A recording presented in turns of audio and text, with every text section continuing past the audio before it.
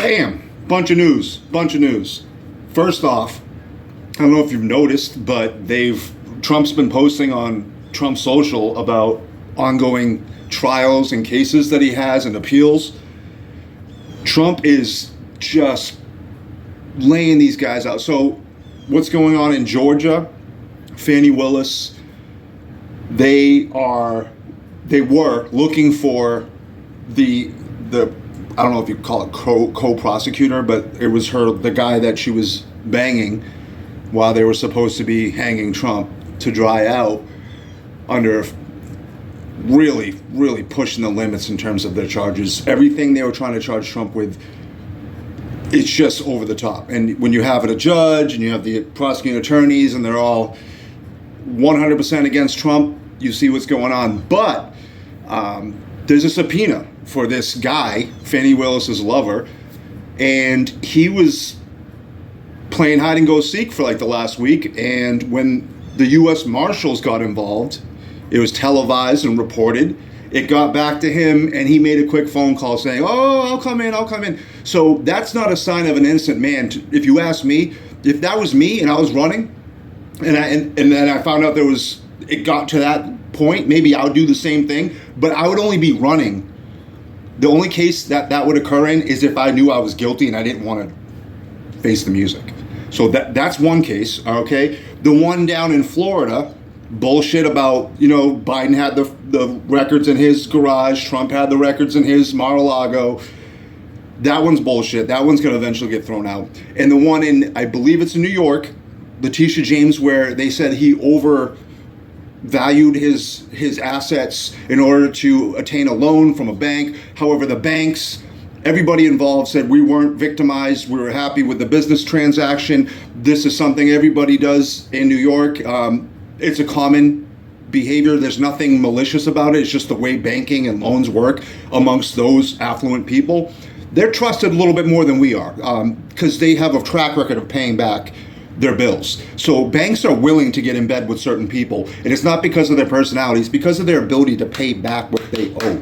And the banks came out and said we weren't victimized. So now there's a panel of 5 judges who are reviewing the appeal on that case, and they are questioning the prosecution, asking them, why did you go to these lengths on this particular situation where there were no victims? So that's soon to be overturned. Everything is falling apart for the Democrats. Kamala Harris, every time she comes out, is just lampooned on the internet seconds while it's happening live, by the way, but for days after. So that's why she's avoiding the camera, because every time she comes out, everybody's laughing at her and pointing. She likes to cackle and laugh, but every time she comes out and cackles and laughs, everybody turns around and cackles and laughs at her. Her poor performance, her lack of any policy. She doesn't know what she's doing. She has no clue what she's doing. And one other thing, the assassin, the wannabe assassin from Mar-a-Lago, the golf course, the guy that was hiding in the woods. Well, this just falls in line. This just falls in line with everything that I see. You guys might not see it yet, but everything I see, this falls directly in line with it. So that weird, tall, skinny, blonde, weird smile, creepy guy that was hiding in the woods has a son who apparently he hasn't spoken to him in a little while, but he said, "Oh, I love my dad still. I can't believe he would do something like that." And when pressed about, do you know why he would try to shoot at Donald Trump? And he goes, "Well, I don't know why. I don't think he would try to kill him, but like everybody else who's reasonable, nobody likes him." Something in that gist. He was basically saying no reasonable person likes Trump. Well, a couple days later or a week later, the FBI did have to go through his house in order to search for evidence. Obviously, either Secret Service or FBI, I don't know who it was, but when they went in his house, they found a plethora of child porn. He's a pedophile, just like not all Democrats. I'm getting to the point though. I'm really getting to the point there. So she comes out, she has no policies, she's the same idiot that's been in power for the last 3.5, almost 4 years now. You see where inflation is, you see where the border invasion is, you see how she's not fixing anything, and she's getting in front of the crowd talking about change. No, Obama did that right after. It was preceding a Republican president, George Bush Jr. So when he came up with hope and change and all that, it correlates with a messaging that makes sense for the time. Kamala Harris is running on a change policy. She is the vice president in office for the last 3.5 years.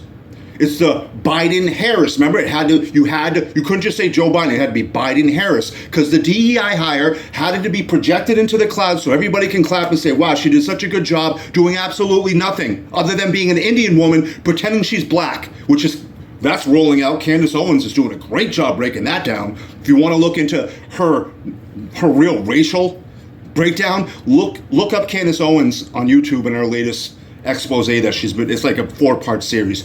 It's really fascinating. She's not who she says she is by any means. And that's easy enough to say, but she's actually got the receipts, documentations, birth certificates, marriage licenses, all these things going back to Jamaica and who her family really were. You'll be shocked. We're talking elite slave owners. It wasn't what she's trying to project out into the world.